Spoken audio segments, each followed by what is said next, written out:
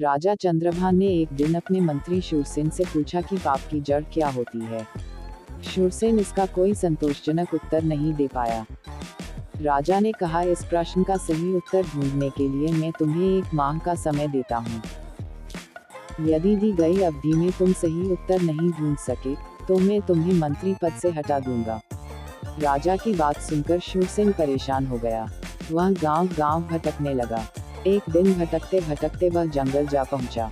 वहां उसकी नजर एक साधु पर पड़ी। उसने राजा का प्रश्न उसके सामने दोहरा दिया। साधु ने कहा, मैं डाकू हूँ, जो राजा के सिपाहियों के डर से यहाँ छुपा बैठा हूँ। वैसे मैं तुम्हारे प्रश्न का उत्तर दे सकता हूँ, लेकिन इसके लिए तुम्हें मेरा एक काम करना होगा। शूरसेन ने सोचा, काम चाहे जो भी हो, कम से कम उत्तर तो मिल जाएगा। उसने डाकू के बात के लिए हामी भर दी।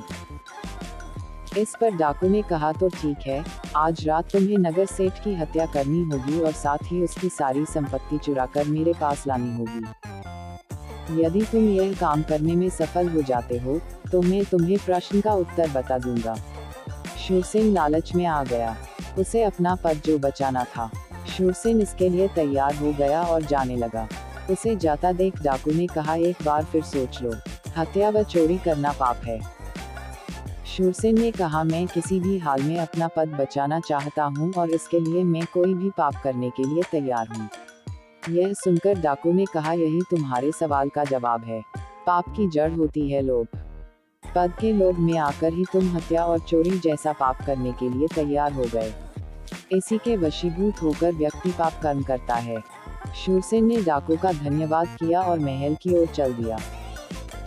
दूसरे दिन राजदरबार में जब उसने राजा को अपना उत्तर बताया तो राजा उसकी बात से प्रसन्न हो गया। उसने मंत्री को ढेर सारे स्वर्णाभूषण देकर सम्मानित किया।